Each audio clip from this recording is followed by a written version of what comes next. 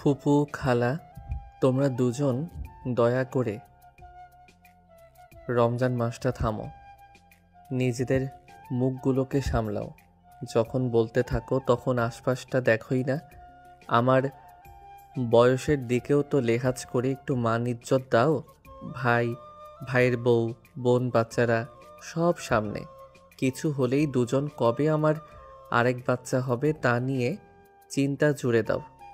যেদিন নতুন বাবু হবে সেদিন নিজ থেকে বাবু নিয়ে তোমাদের বাড়ি মিষ্টি দিয়ে যাব। এখন একটু চুপ থাকো। তোমাদের শরীরের অবস্থাও ভালো না, বেশি করে চুপচাপ খাও। মোনা ইমরানের দিকে কৃতজ্ঞতার সহিত তাকালো। এতক্ষণ লজ্জায় চোখ তুলতে পারছিল না বেচারি।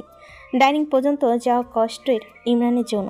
চেয়েছিল উপরে বসে নিজেরটা খেয়ে নিবে, কিন্তু পুরো পরিবার হুমড়ি তুমড়ি খেয়ে তার বেডরুমটাকেই ডাইনিং এরিয়া বানিয়ে এভাবে চমকে দিবে ভাবতে পারছে না।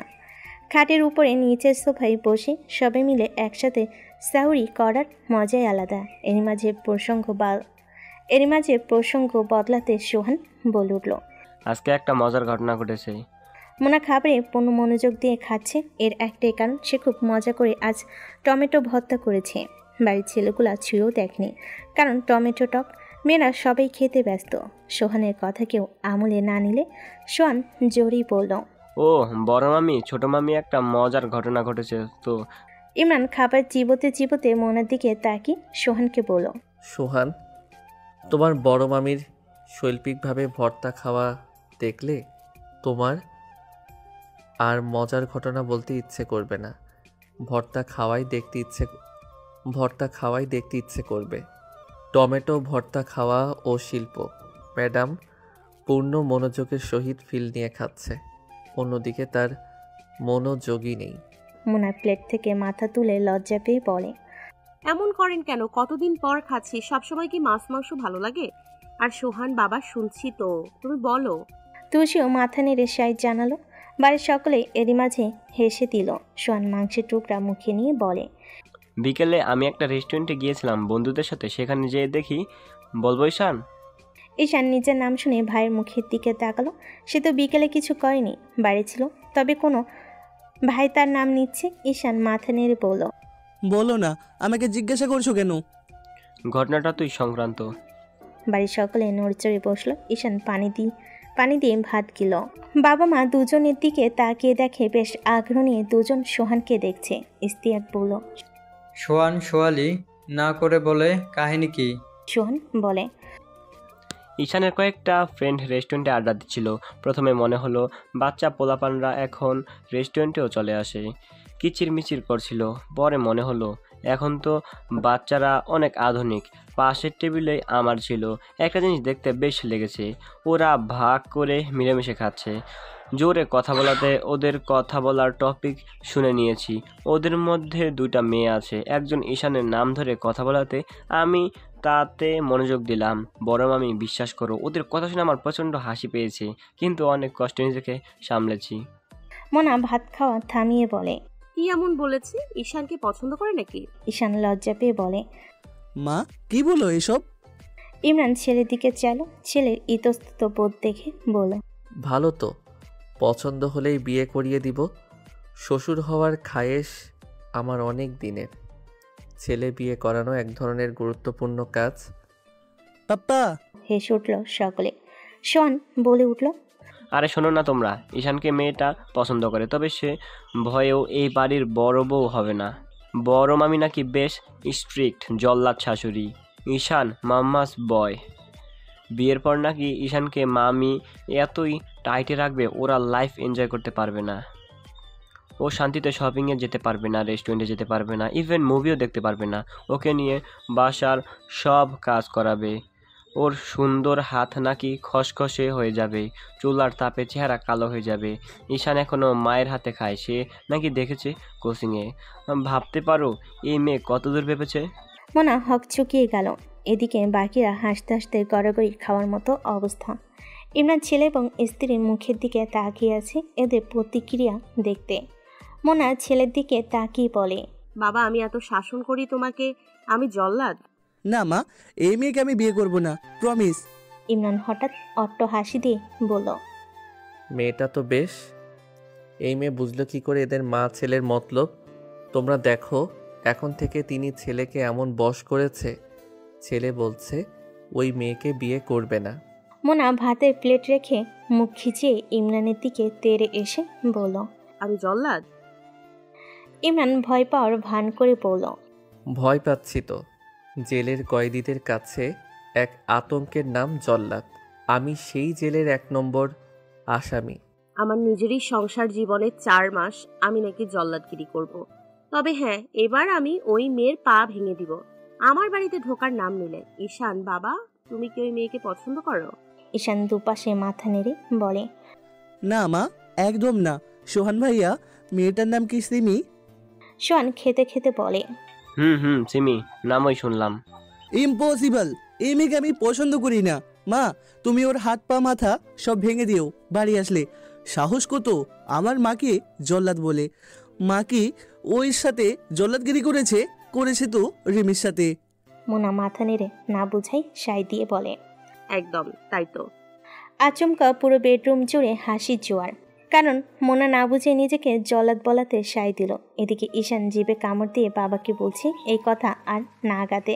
মোনা ঈশানের দিকে তাকিয়ে বলে, বাবা, তুমি কি আমাকে জল্লাদ বললে? ঈশান বিচলিত না হয়ে বলে, রিমির ক্ষেত্রে মা তুমি জল্লাদের মতো আচরণ না করলে শুধরাতো না। সেই ক্ষেত্রে you are not a executioner, you are the জাজ। ইস্তিয়াক হেসে বলে উঠল। বাহ, ভাবি ছেলে তো বড় উপাধি দিয়ে দিল। আনন্দে হাসিতে মেতে উঠেছে সকলে। সাহরির মধ্য দিয়ে শুরু হলো বছরের প্রথম সাওম সংযম। মাস যেন সুন্দর কাটে সেই দোয়াই রইল সবার মোনাজাতে। কখনো রোদ, কখনো শীতল বাতাস, একে একে পার হচ্ছে এক একটি রোজা। ইমরান আগে চেয়ে কিছুটা সুস্থ, স্কার্সে ভর দিয়ে হাঁটতে পারছে। এখনও সঠিক উপায়ে হাঁটলে পায়ে চাপ লাগে। গত 15 দিন হোম অফিস করেছে। আজ অফিস যাওয়াটা গুরুত্বপূর্ণ, ইন্টারন্যাশনাল বায়ার আসছে। মোনা, ঈশান এবং সোহান প্রতিনিয়ত অফিসের আপডেট দিচ্ছে। বাসায় শুয়ে বসে থাকতে থাকতে শরীরে মরিচা ধরে গিয়েছে এমন অনুভূতি হলো। অফিসের জন্য তৈরি হয়ে নিল খুব সাধারণ পোশাকে। মোনা বা ঈশান আপাতত কেউ নেই। একা তৈরি হতো কষ্ট। সাদা টি শার্ট এবং কালো ডেনিম প্যান্টে অন্যরকম লাগছে। বাড়ির মানুষ এই রূপে পরিচিত। অফিসে আসা হয় না। কেয়ারটেকার এতদিন চেয়ারম্যান স্যারকে গেটে দেখে ছুটে এলো। পিছু নিল বাকিরাও। ইমরান হেসে সবার সাথে কথা বলছে। সবাই তার শরীর স্বাস্থ্যের কথা জিজ্ঞেস করছে। ম্যানেজার উপর থেকে ছুটে এলো। লিফটে যেতে যেতে ইমরান বলল, আপনারা এত উত্তেজিত হবেন না, ঠিক আছি। এই তো আর কটা দিন গেলে ইনশাল্লাহ আগের মতো হয়ে যাব। ম্যানেজার বলে উঠল, স্যার, সবাই আছে আগের মতো। মিনহাজ স্যারও বসে মাঝে মাঝে। আপনার কেবিনে তাকালে শূন্য লাগে। ইমরান মৃদু হেসে বলে, কি করব ম্যানেজার সাহেব, হঠাৎ করে আগের জায়গায় ব্যথাটা পেয়েছি। শরীরের উপর নিয়ন্ত্রণ আনতে পারলাম না। সব তো আপনার জানা। জি স্যার। লিফট থেকে বের হয়ে অফিসের দিকে এগিয়ে যেতেই সবাই চমকে উঠল। এভাবে সবাইকে অবাক করে দিয়ে আজ চলে আসবে কেউ বুঝতে পারেনি। মায়ের সাথে ঈশানও ছুটে এলো। মিনহাজ বের হয়ে বকাঝকা শুরু করেছে এই পানি বের হওয়াতে। সবার সাথে কুশলাতি বিনিময় শেষ করে ইমরান নিজের কেবিনে প্রবেশ করলো। নয়ন কাজে বাড়ি ছিল, এসে বন্ধুকে পেয়ে অফিস সরগরম করে ফেলল। সবাইকে জানিয়ে দিল আজ অফিসে ইফতার পার্টি হবে। মিটিং শেষ করতে করতে বিকেল গড়িয়ে গেল। অফিসের ছোটোখাটো ইফতারের আয়োজন হয়ে গেল। রাত 10টায় সবাই বাসার পথে রওনা হলো। গাড়ি রাস্তার জ্যামে আটকেছে। মনে 7 দিন প্রোডাকশন টু ওয়ার হাউস ছোটোছুটি করে ক্লান্ত। শোরুমও অনেক চাপ। অনলাইন অফলাইনে উপচে পড়া ভিড়। গাড়িতে ইমরানের কাঁধে ঘুমিয়ে পড়েছে সোহান। ঈশান বাইকে, ইমরানের বেঞ্চের পাশেই সোহানের বাইক। জ্যাম ছেড়ে দিতেই গাড়ি ছুটল বাড়ির উদ্দেশ্যে। ফ্লাইওভারের উপর উঠতেই জ্যাম কিছুটা কম। সব গাড়ি ছুটেছে। আচানক গাড়ি গিয়ার মিরর ফেটে গেল। ষষ্ঠ ইন্দ্র মিথ্যা কম বলে সোহান বাইকের স্পিড বাড়িয়ে দিয়েছে। সামনের সিট থেকে রবিন চেঁচিয়ে উঠল, স্যার গুলি ছুড়ছে। ইমরান পকেট থেকে গান বের করতে রবিন সাইলেন্সার ছুঁড়ে মারল ইমরানের দিকে। এই রাস্তায় জোরে গুলি ছোড়া মানেই রিস্ক। আশেপাশে অনেকগুলো গাড়ি, তবে সব সাদা প্রাইভেট মাইক্রো। মনে হচ্ছে যেন একটা নির্দিষ্ট দলের গাড়ি। রবিন গাড়ি চালাতে চালাতে গুলি ছুটছে, একদিকে ইমরান গুলি ছুটছে, অন্যদিকে দুশ্চিন্তা চেপে বসলো সোহান এবং ঈশানের জন্য। ওদের বাইক দেখা যাচ্ছে না। রবিন সর্বোচ্চ স্পিড তুলে গিয়ারে চাপ দিল সোহান এবং ঈশানকে নাগালে পেতে। বাতাসের গতিতে গাড়ি ছুটছে। এদিকে মোনা উঠে গিয়েছে। ইমান এক হাতে নিজের জানালা দিয়ে গুলি ছুটছে, অন্য হাতে মোনাকে বুকের সাথে চেপে ধরেছে। হঠাৎ করে ফ্লাইওভারের উপর সাধারণ সব গাড়ি গায়েব হয়ে গেল। কি করে? নাকি ধারণা সত্যি? এখানে কোনো সাধারণ মানুষের গাড়ি ছিল না। রবিনে স্পিড সোহানের বাইক ধরে ফেলেছে। ইমরান তাকিয়ে দেখে সোহান এবং ঈশান সিট এক্সচেঞ্জ করেছে ইতিমধ্যেই। সোহান উল্টো হয়ে ঘুরে গুলি ছুটছে, ঈশান বাইক চালাচ্ছে। সাদা মাইক্রোগুলো দেখা যাচ্ছে না। ফ্লাইওভার থেকে নামতেই আবার জনসমাগম। বাইক এবং ইমরানের গাড়ি দুটোই মিশে গেল ভিড়ে। মোনা ভয় পেয়ে পুরোপুরি ঘাবড়ে গিয়েছে। মাথা তুলে বলল, ঈশান কোথায় ইমরান সাহেব? ঠিক আছে ঈশান, মোনালিসা, দুশ্চিন্তা করো না। ফ্লাইওভারের উপর এত বড় একটা আক্রমণ হলো, অথচ মানুষ, পুলিশ, কারো সারা শব্দ নেই। ইমরান রবিনকে প্রশ্ন করল, ফ্লাইওভার এত নীরব কেন?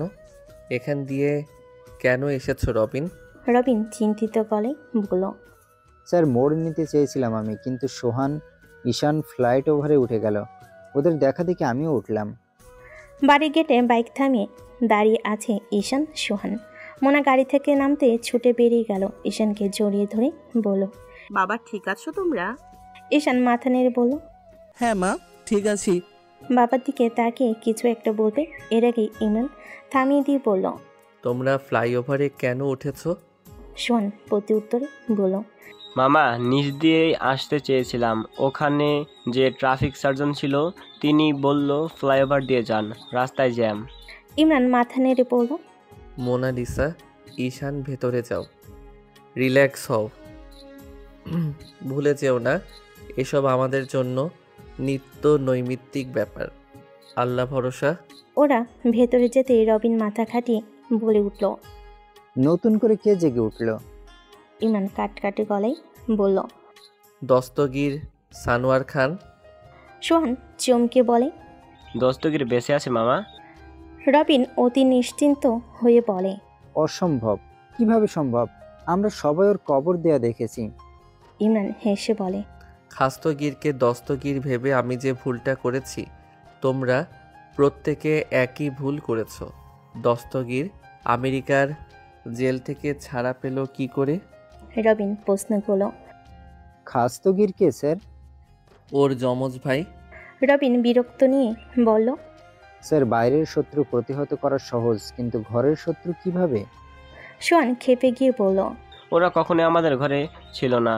বংশ পরস্পরায় এই লড়াই চালিয়ে আসছে, কিন্তু ওর এখন উদ্দেশ্য কি? ইমরান গাড়ির দিকে আগাতে আগাতে বলে, উদ্দেশ্য বেশ কিছু হতে পারে। আমাদের সকলকে শেষ করা, কারণ 2 বছর আগে অথেন্টিক ইনফরমেশন পেয়েছি দাদা মশাই যে পাঠানগড়ের জমিদার বাড়ি পেয়েছিলেন উত্তরাধিকার সূত্রে, তা বংশ পরম্পরায় বাবা, আমি এবং ঈশানের নামে এভাবে চলতে থাকবে। আমাদের বংশের ছেলেদের অনুপস্থিতিতে এই বাড়ি জমিদার বংশের অন্য যে কোনো কন্যা সন্তানের কাছে হস্তান্তরিত হবে। এখন দস্তগীরের টার্গেট হয়তো তাই। ও বেঁচে আছে আমি জানি। বিচলিত না হওয়ার জন্য কাউকে বলিনি। ওর কাছে মেয়ে কোথায় থেকে আসবে? ওর মিস্ট্রেসের মেয়েটা ওর কাছে আছে, যেই মিস্ট্রেস ওর নামে কেস করেছিল। রবিন একদলা থুতু ফেলে বলে, স্যার নির্লজ্জ, কত নিচে নামতে পারে। ওই বেডির লাইগা জেল খাটছে, আবার বেডির মায়ারে নিজের কাছে রাখছে। ইমরান বলল, পুরো তথ্য না জেনে মন্তব্য করবে না তো রবিন। ওই মহিলা রেপ কেস করেছে বলেই জেল খেটেছে, আর মহিলার গর্ভে ওর সন্তান ছিল। মহিলা গত বছর মারা গিয়েছে অ্যাক্সিডেন্টে। যদিও আমার পুরো ব্যাপারটা ধোঁয়াশা লাগছে, ও তখন জেলে ছিল তাই ভেবেছি সত্যি অ্যাক্সিডেন্ট হয়তো। এখন তো মনে হচ্ছে কাহিনী অন্য। একটু খোঁজ লাগাও। ও দেশে এসেছে মানে বিপদ আমাদের চারপাশে ঘুরছে। প্রত্যেককে সাবধানে থাকতে হবে। সিকিউরিটি বাড়াও। মোস্ট ইম্পর্ট্যান্ট হলো হাম্মাদকে কল দিয়ে বলে দাও জরুরি তলব করেছি আমি। নাফিসকে একটা মেইল করো আমার পক্ষ থেকে। আমি কোনোভাবেই পরিবারে আঁচ লাগতে দিব না। একটু সুস্থ হলে জমিদার বাড়ি ঘুরে আসা প্রয়োজন। কি আছে সেই বাড়িতে যার জন্য রমজান মাসে খোদ শয়তান আমেরিকা থেকে চলে আসছে? রৌদ্রতপ্ত দিনের হাওয়ায় যেন শরীর জুড়ে উত্তাপের মাত্রা বাড়িয়ে দেয়। গলা শুকিয়ে অনেকটাই কাঠ। যাওয়ার অনিচ্ছা সত্ত্বেও যেতে হচ্ছে। মোনা এই অর্ডারটি কোনোভাবেই হাতছাড়া করতে চায় না। সমস্ত দিন আজ ব্যস্ততায় কেটেছে। ঈদের শপিংয়ে কিছুটা অংশ বাকি। বিয়ের আগে বাবার হাত ধরে শপিংয়ে চলে যেত বাবার মেয়েটা। অথচ বছর ঘুরতে এখন শপিং করতে হয় পরিবারের সকলের জন্য। দায়িত্ববোধ মাঝে মাঝে মানুষকে চরম বাস্তবতার মুখোমুখি দাঁড় করিয়ে দেয়। এর মাঝে সব অর্ডার ঠিকমতো ডেলিভারি হয়েছে কিনা দেখতে হয়েছে। শোরুমের এমপ্লয়িদের খোঁজখবর সব ম্যানেজ করতে হয়েছে। মাঝে মাঝে মনে হতো বাবা কি কাজ করে যে মোনাকে সময় দিতে পারে না। একটা জামদানি শোরুম সামলাতে মোনার নাকে মুখে অবস্থা, অথচ বাবা মামা এবং ইমরান সাহেব পুরো একটা কোম্পানি, অনেকগুলো শাখা সামলায়। সেই তুলনায় তার কষ্ট কিছুই না। ঈশানের ধাক্কায় ধ্যান বিচ্ছিন্ন হলো। মা, তোমার ফোন এসেছে। তড়িঘড়ি করে ফোন রিসিভ করতেই মানুষটার মোটা স্বর। আসসালামু আলাইকুম। কোথায় ছিলে? ওয়ালাইকুম আসসালাম। সরি, ব্যাগে ছিল, খেয়াল করিনি। আমি এবং ঈশান একটু বের হয়েছি একটা মিটিং অ্যাটেন্ড করতে। এটা শেষ করেই বাড়ি ফিরবো। তুমি তো বাড়ি ছিলে, বের হলে কেন? বাইরে তাপমাত্রা দেখেছো? বলেছি সব অর্ডার ক্লোজ করে ফেলতে। আচ্ছা, আজকেই শেষ, তেমন কাজ নেই, উত্তেজিত হবেন না। আমার সাথে মামাও আছে। আপনি কত দূর? আমাদের সাথে ইফতার করতে পারবেন? ইনশাল্লাহ পারবো। তোমরা তাড়াতাড়ি ফিরবে, অপেক্ষায় থাকবো। ঠিক আছে, আল্লাহ হাফেজ। ফোন রেখেই মনে মনে হিসেব কষে ফেল মোনা। অনলাইনের সব কাজ আজ রাতেই শেষ। শোরুম আগামীকাল ইফতারের আগেই অফ করে দেওয়া হবে। ডিলটা কনফার্ম হলেই সে আজ বাসায় ফিরবে। বেতন বোনাস সব দেওয়া শেষ। ইমরান সাহেব মানুষটা ছায়ের মতো সবসময় পাশে থাকে, অল্পতেই দুশ্চিন্তা করে। অনেকে বলে এত বেশি আলাদ ভালো না, নজর লাগে। কথা সত্য, বিপদ যেন সরতে চায় না। বিয়ের পর থেকে টানা বিপদ। মাঝিলে দুজনে ছুট লাগিয়েছে ফ্রেশ হতে। ইফতারে কেবল 10 মিনিট বাকি। সবাই টেবিলে। ইমরান জোর আওয়াজে বলল, মুখটা ধুয়ে বসে যাও, ড্রেস পরে পাল্টে নিও। কে শোনে কার কথা? 7 মিনিটের মাথায় পোশাক পাল্টিয়ে দুজন চেয়ারে বসে গেল। নয়ন তো কোনোরকম মুখ ধুয়ে ওদের সাথেই বসেছে। রিক্তা এবং নাহিয়ার আজ দাওয়াত এই বাড়িতে। টেবিলে বসে দোয়া করতে করতে সময় হয়ে গেল। সকলে মুখে খেজুর তুলে ইফতার নিচ্ছে। এরপর পানীয় মুখে দিয়ে গলা ভিজে কি যে শান্তি পেল মা ছেলে। ঈশান মায়ের দিকে তাকিয়ে বলে, মা, আমার মনে হচ্ছিল আজ বোধহয় গালটা ছেড়ে যাবে। তোমার তো দুপুর থেকে শরীর খারাপ করছিল, এখন শান্তি পেয়েছো কি? মোনা মাথা নেড়ে বলল, আলহামদুলিল্লাহ। ওদের দুজনের ফুসুর ফাসুর দেখে আইরিন প্রশ্ন করল, কি রে, কি বলছিস মা ছেলে দুটো? ইমরান মুখে 1 চামচ সালাদ দিয়ে বলল, ডিল সাকসেসফুল। নয়ন, মোনা এবং ঈশান তিনজনই বলল, আলহামদুলিল্লাহ। ঈশান বলে উঠল, পাপ্পা, আমি তো মায়ের সাথে প্রায়ই যাই অনেক মিটিংয়ে, কিন্তু ট্রাস্ট মি, আজকের মতো ইমপ্রেস আমাকে কেউ করতে পারেনি। ওই আঙ্কেলটা জাস্ট স্পিচলেস।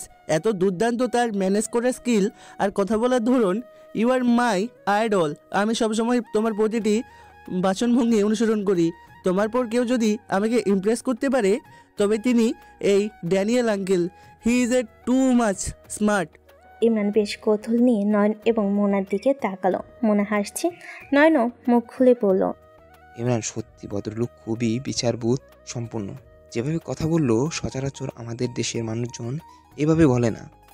হয়তো ওনার অরিজিন দেশের বাইরে, এই এত সভ্য। ইমরান মাথা নেড়ে বলল, তাহলে তো দেখা করা বাঞ্ছনীয়। যেখানে আমার প্রিন্স ইমপ্রেসড, সেখানে অবশ্যই ভদ্রলোকের অনেক গুণ আছে। মোনা আনমনে খেতে খেতে বলল, জি, তা তো অবশ্যই। কথায় মনে হলো প্রকৃতপক্ষে একজন ভদ্রলোক। ইমরান মোনার দিকে তাকিয়ে রইল অপলক। এরই মাঝে ঈশান বলে উঠল, পাপ্পা দেখতেও বেশ চমৎকার, ওনার ড্রেসিং সেন্স জাস্ট ওয়াও। নয়ন কথা কেড়ে নিয়ে বলে, ঈশান তোমার আব্বা থেকে সুন্দর, ভদ্রলোক আমার মতো স্মার্ট। তোমার বাপ তো কালা ভুরা, কিন্তু ওই ভদ্রলোকের বয়সও কম। ঈশান বলে উঠল, উফ আঙ্কেল আবার। রিক্তার ধমকে নয়ন চুপ হয়ে গেল। মোনা একপাশে হাসি দিল। ইমরান তিনজনকে দেখে খাবারে মনোযোগ দিল। নিজের ইফতারটুকু শেষ করে নামাজের জন্য টেবিল ছাড়তে পেছন থেকে আইরিন ডেকে বলল, কিছুই তো খেলি না। পরে নামাজের দেরি হচ্ছে। নিজের কামরার উদ্দেশ্যে ডাইনিং এরিয়া প্রস্থান করলো। ইমরান যেতেই মনে একটা প্লেটে একটু করে সব ইফতার নিয়ে দাঁড়িয়ে পড়ল। টেবিলে সবাই জিজ্ঞেস করতেই বলল, উপরে যেয়ে খাবো, নামাজটা পড়িনি। আমি তো ইমরান সাহেবের সাথে নামাজ আদায় করি।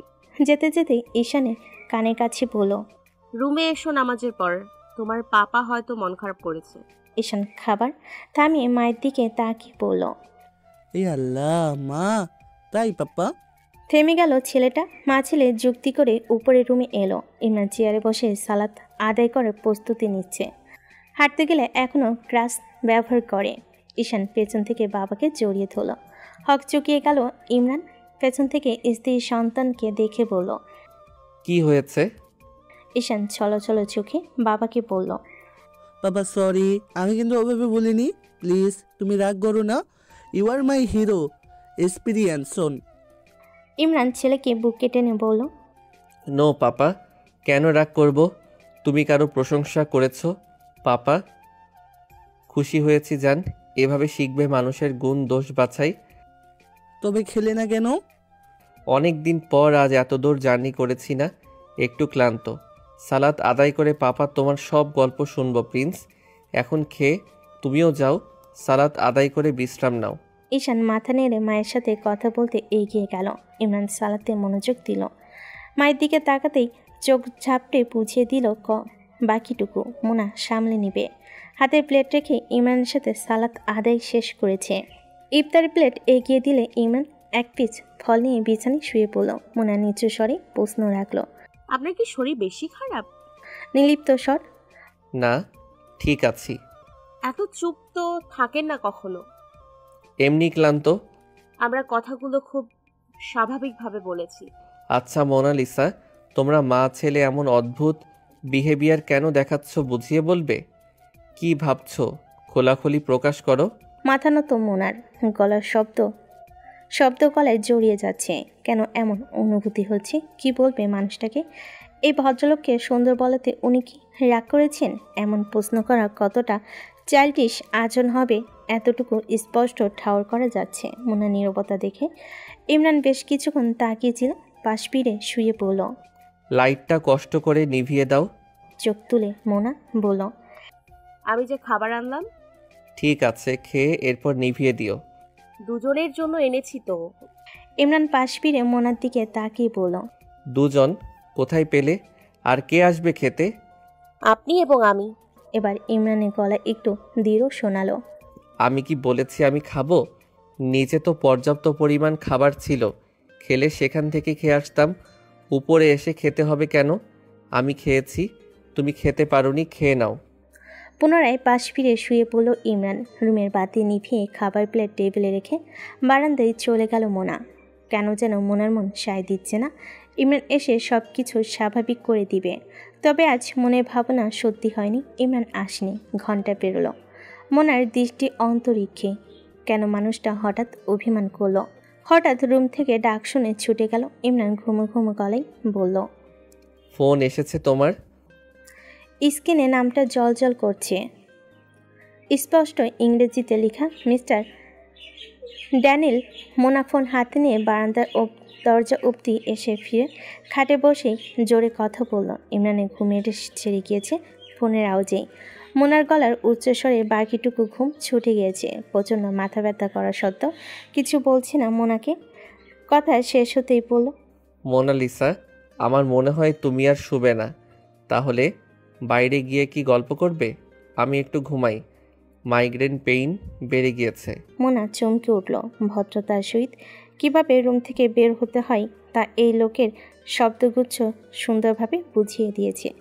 লাইট নিভিয়ে হাতের ফোন সাইলেন্ট করে মোনা ঠায় দাঁড়িয়ে আছে। ইমরান পাশ না ফিরেই বলল, কিছু বলবে? দাঁড়িয়ে আছো কেন? ভেতরে চাপা কষ্টটা আর পারল না চেপে রাখতে, ছেড়ে দিল অশ্রুধারা ফুপিয়ে কেঁদে বলল, আমি কিছুই করিনি, এরপরেও আপনি আমাকে এভাবে কষ্ট দিচ্ছেন। শোয়া থেকে উঠে বসলো ইমরান, বলল, কাদার কি হলো? কি কষ্ট দিলাম? এখন ইমরান উপেক্ষা করছে মোনার চোখের পানি। মোনার চোখের পানি দেখে যে ইমরান ছুটে আসে, সে এখনও প্রশ্নের কাঠগড়ে দাঁড় করেছে। এতটা উপেক্ষা মেনে নিতে পারেনি মোনা। ওনা চেপে মুখ মুছে নিল। কথা না বলে খাবারের প্লেটটা হাতে নিয়ে বেরিয়ে যাবে, তখন ইমরান বলল, দরজা লক করে দিয়েছেও।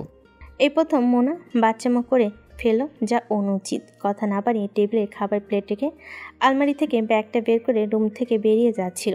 পেছন দিক থেকে সর এলো, কোনো কিছুর অতিরিক্ত ভালো নয়। এখন বাড়ি থেকে বের হয়ে কি আমার মান সম্মান বাড়াবে না কমাবে? বাবাকে কি উত্তর দিবে? ইমরান বের করে দিয়েছে, উনি কিন্তু আমাকে বিশ্বাস করেন। নিজের যেতে বহল থেকে বাড়ি থেকে বেরিয়ে এলো মোনা। ইফতারের পর সকলে বিশ্রাম নিচ্ছে। ডাইনিং এরিয়া সম্পূর্ণ ফাঁকা। গেট দিয়ে বের হতে দারোয়ান প্রশ্ন করলো, তাকে বুঝিয়ে রাস্তায় নেমে এলো। শুনশান রাস্তা, কয়েক কদম এগিয়ে ধূপ করে বসে পড়ল এক কোণে। আজ মোনা সব এলোমেলো লাগছে। এভাবে বাড়ি থেকে বের হওয়া মতো বাচ্চামো মোনা আজ অব্দি করেনি।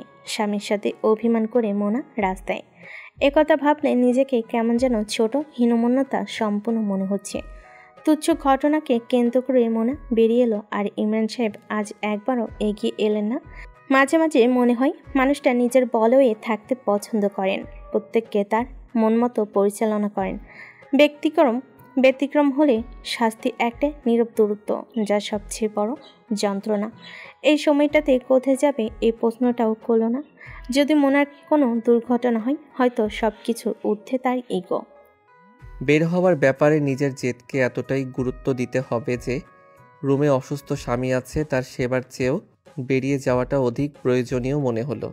আচমকা পরিচিত আওয়াজ শুনে ঘাড় ঘুরিয়ে দেখে তার পাশে রাস্তার উপর বসে আছে মানুষটা। মোনা চমকে গিয়ে তাকিয়ে আছে, বড় বড় চোখ করে তাকিয়ে বলল, আপনি এখানে? কোথায় আশা করেছিলেন আমাকে, ম্যাডাম মোনালিসা? এখন কি আমি সুপারম্যান যে আপনার পিছু পিছু উড়ে চলে আসব? মাথার যন্ত্রণায় চোখ খুলতে কষ্ট আর পায়ের ব্যথায় হাঁটতে কষ্ট, এতখানি আসতে বেশ কষ্ট হয়েছে আমার। আপনার কি আর ওসব চিন্তা আছে? কোথাকার কে সুদর্শন, ভদ্র, ওসব নিয়েই ইফতারের পর থেকে আলোচনা। অনেক দিন পর আজ এতদূর ঢাকার বাইরে গেলাম কাজে। আসার পর একবারও জিজ্ঞেস করা হয়েছে ইমরান সাহেব ভালো আছেন? আপনার শরীর কেমন? অভিমান হওয়াটা কি স্বাভাবিক নয়? মোনা জোরে কেঁদে দিল। আপনি আমার সেই সময়টুকু দিয়েছেন, রুম থেকে বের করে দিয়েছেন উল্টো অপমান করে।